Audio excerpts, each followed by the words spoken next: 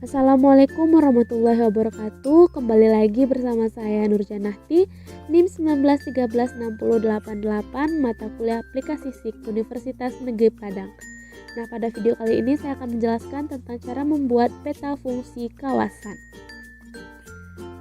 Nah, untuk mengolahnya kita memerlukan data kemiringan lereng, jenis tanah, dan curah hujan. Karena saya punya data Mandeh, karena ini adalah kawasan KKL saya, jadi saya menggunakan data KKL ini. Nah,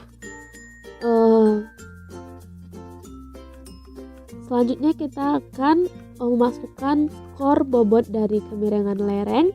Kita klik kanan Open Attribute Table, lalu kita lihat. Nah, di sini belum ada skor kemiringannya. Nah, kita akan membuat skor kemiringannya dengan cara pada menu tabel ini, menu kiri atas, lalu kita klik. Maaf, sepertinya proses loading. Kita tunggu saja. Nah, jika sudah, kita pilih Add Field, lalu kita tambah dengan nama skor kemiringan. Nah, untuk tipenya kita ganti menjadi kita biarkan saja, lalu kita klik OK, kita klik Yes. Nah, kita sudah mendapatkan tabel baru yaitu skor kemiringan. Nah, untuk mengisi skor kemiringannya kita klik Editor, Start Editing, lalu kita pilih yang kemiringan lereng karena kita mau mengedit yang kemiringan lereng. Skornya seperti yang tertera pada modul praktikum. Ini dia, dapat kita lihat. Nah, itu sudah sangat menjelaskan, jadi kita tinggal salin saja skornya. Nah, itu yang pertama ada 20, lalu ada 40, ada 60, 80, dan 100. Oke, sudah, kita ambil editor lagi, kita pilih Stop Editing, lalu kita pilih Yes. Oke, nah kita sudah mendapatkan skor kemiringannya, kita tinggal silang saja. Nah, begitupun untuk tabel dari jenis tanah. Kita akan bikin skornya, kita klik kanan Open Attribute Table. Nah, kita lihat pada tabel jenis tanah. Nah, jika kita scroll ke samping, ternyata skor tanah sudah ada, jadi kita tidak perlu membuatnya karena kita sudah memiliki skor tanah pada tabelnya. Nah, ini adalah skor tanah, jadi kita tidak perlu membuat lagi. Nah, selanjutnya yang ketiga adalah curah hujan. Langkahnya sama, kita ambil Open Attribute Table lagi, lalu kita bikin tabel baru, fieldnya baru. Di sini kita beri nama skor curah hujan.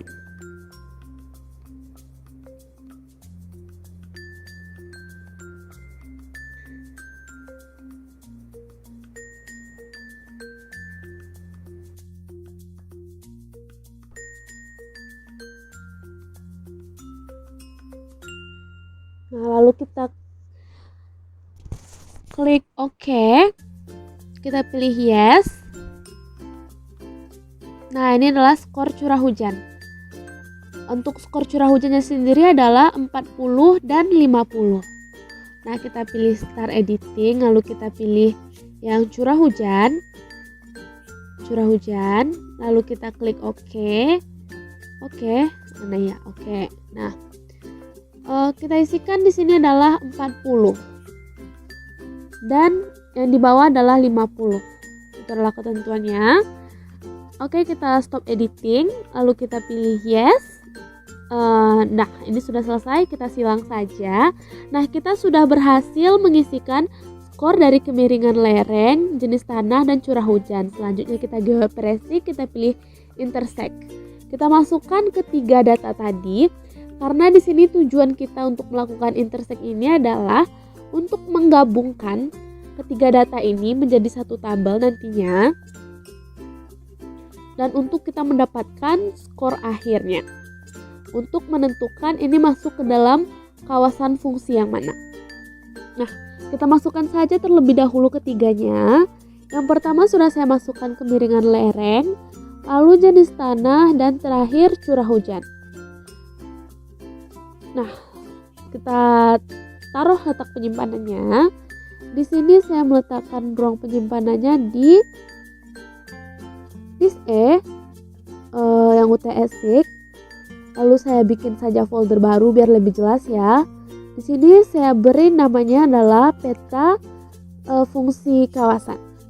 Nah, kita simpan di sini saja. Lalu kita klik 2 kali dan di sini kita beri nama. Saya beri nama adalah fungsi kawasan underscore Mande. Nah, jika sudah kita klik save. Lalu kita klik OK saja. Kita tunggu sampai menghasilkan layer baru, yaitu layer gabungan dari kemiringan lereng, jenis tanah, dan curah hujan ini. Nah, ini layernya sudah muncul. Ini tandanya intersect kita sudah selesai. Nah, kita sudah mendapatkan tabel dari ketiga skor tadi. Nah, untuk itu kita memerlukan skor akhir. Jadi kita klik kanan, kita pilih Open Attribute Table. Nah, kita lihat di tabelnya. Nah, di tabel ini kita sudah mendapatkan skor curah hujan, skor kemiringan, dan skor tanah. Lalu kita klik Add Field saja kita untuk membuat skor akhirnya. Nah, kita beri nama skor akhir karena kita di sini memerlukan skor akhirnya ya. Jadi kita di sini kita pilih tipenya yang long integer itu. Lalu kita klik OK. Nah, skornya saja masih kurang. Kita juga memerlukan tabel tambahan yaitu tentang keterangan dari skor akhir itu. Nah, caranya sama, kita klik Add Field lagi. Nah, di sini kita tulis adalah keterangan dan tipenya adalah teks. Nah, ya. Oke, kita klik OK saja. Yes. Oke, nah kita sudah mendapatkan 2 tabel baru yaitu tabel skor akhir dan keterangannya. Nah, kan skor akhirnya masih kosong. Di sini kita akan menambahkan skor akhir. Caranya, maaf baterai laptop saya habis. Oke, maaf mengganggu sedikit. Lalu kita klik kanan skor akhir, lalu kita cari yang field calculator, lalu kita pilih yes. Nah, ini untuk menentukan skor akhirnya adalah skor dari kemiringan lereng, skor jenis tanah, dan skor hujan itu kita tambahkan saja. Kita masukkan ke dalam rumus. Nah, ini sudah saya masukkan. Skor curah hujan ditambah jenis tanah ditambah lereng. Lalu kita klik OK, kita tunggu sampai dia memproses sendiri. Nah, ini hasilnya sudah keluar. Kita tidak perlu mencari satu-satu lagi karena sudah ada rumus di aplikasi ArcGIS ini. Nah, tentu saja kalau skor saja tidak cukup, kita perlu keterangan apa itu skornya dan itu masuk ke dalam fungsi kawasan apa gitu kan. Pasti kita bertanya-tanya. Nah, untuk mengisikan keterangan ini kita perlu data untuk melihatnya. Nah, pada modul Bapak sudah diberikan dan ini adalah ketentuannya. Jika besar dari 175 itu masuk ke dalam kawasan fungsi lindung. Dan jika 125 sampai 174 itu masuk ke dalam kawasan fungsi penyangga. Dan jika kurang dari 75 sampai 124 itu masuk ke dalam kawasan fungsi budidaya tanaman tahunan. Dan jika kurang dari 75 skornya maka itu masuk ke dalam kawasan fungsi budidaya tanaman semusim dan permukiman. Nah, oke. Selanjutnya kita akan isikan. Nah, yang pertama ini kita yes, oke. Karena sesuai dengan tabel tadi, jadi kita jika skornya itu kurang dari 75 itu kita bisa masuk ke dalam fungsi kawasannya. Nah, ini kita akan start editing terlebih dahulu. Oke, sudah. Jika sudah kita tekan itu, lalu kita blok yang skor editingnya. Lalu pada menu keterangan kita klik, lalu kita bikin namanya. Nah, ini masuk ke dalam fungsi kawasan budidaya tanaman semusim dan pemukiman. Itu karena kurang dari 75. Selanjutnya adalah yang 83. Ini 83 sampai 195. Ini masuk ke dalam fungsi kawasan budidaya tanaman tahunan. Nah, kita klik OK. Nah, itu sudah langsung keluar kan. Jadi kita tidak perlu satu-satu untuk mengetik. Kita tinggal menggunakan find calculate-nya supaya lebih memudahkan pekerjaan kita. Tidak mencarinya satu-satu lagi karena itu cukup membuang waktu. Dan jika kita menggunakan find calculator ini, kita dapat menghemat waktu dan mempersingkat pekerjaan. Nah, ini sampai ke bawah masih sama. Kita blok lagi caranya. Kita klik lagi keterangan, lalu kita masukkan. Karena sama, kita tinggal klik OK saja. Nah, ini sudah keluar. Kita lihat lagi skornya. Wah, ini masih sama.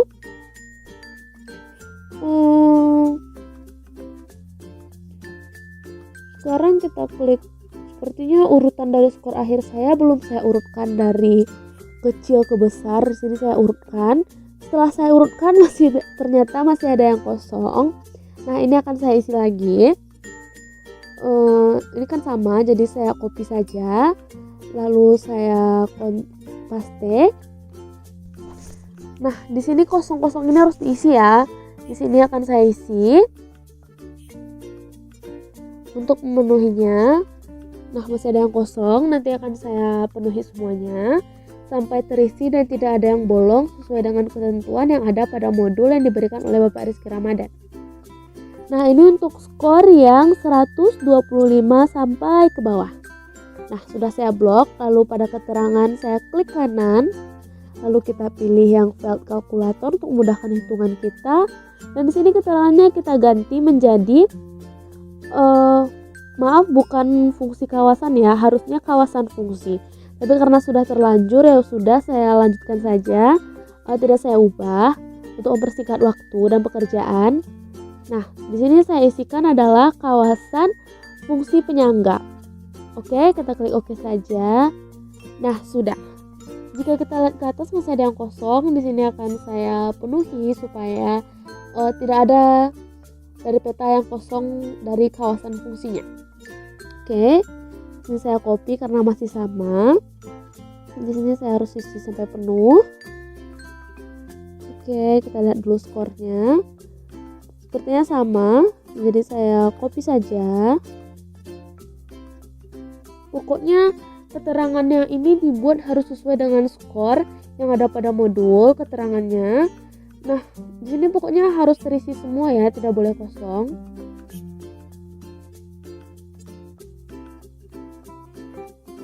Caranya sama dan berulang-ulang.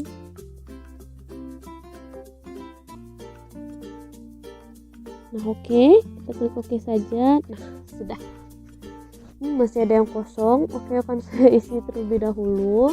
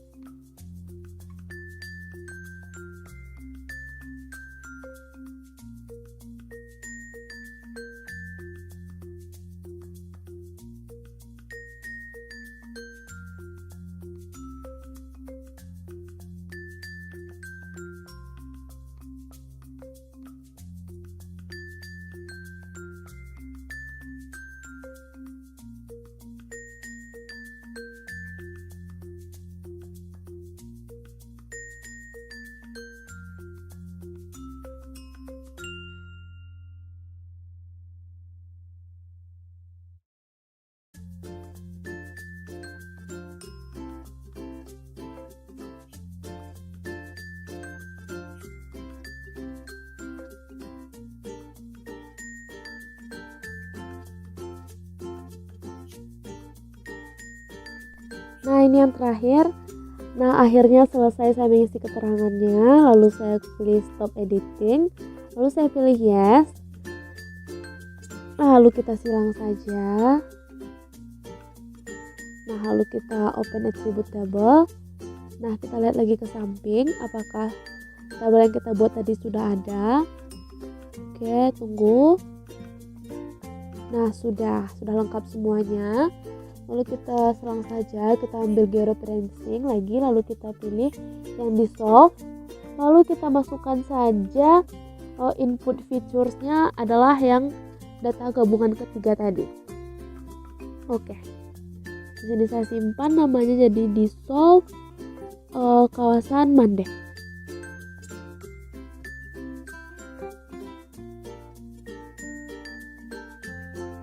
Kita klik save.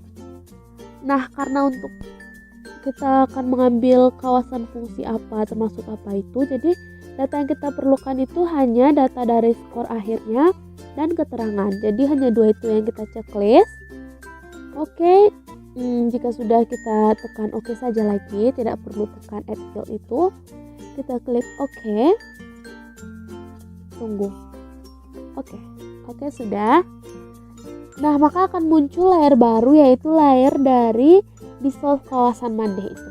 Nah, untuk melihat perbedaannya, kita tekan saja properties, untuk klik kanan, lalu pada simbologi kita pilih yang kategoris, lalu kita ambil yang keterangan, lalu kita pilih add value-nya, kita ganti, nah ini kita tidak perlu ganti warna. Dapat kita lihat jika warna oranye itu fungsi kawasan fungsi penyangga dan agak warna kuning itu budidaya tanaman tahunan gitu. Nah, kita dapat lihat di sini ini keterangannya kita dapat lihat pada tabel ataupun pada layer. Nah, sekian penjelasan dari saya tentang peta kawasan ini, fungsi kawasan. Sekian yang dapat saya sampaikan. Wabillahi taufik wal hidayah. Wassalamualaikum warahmatullahi wabarakatuh.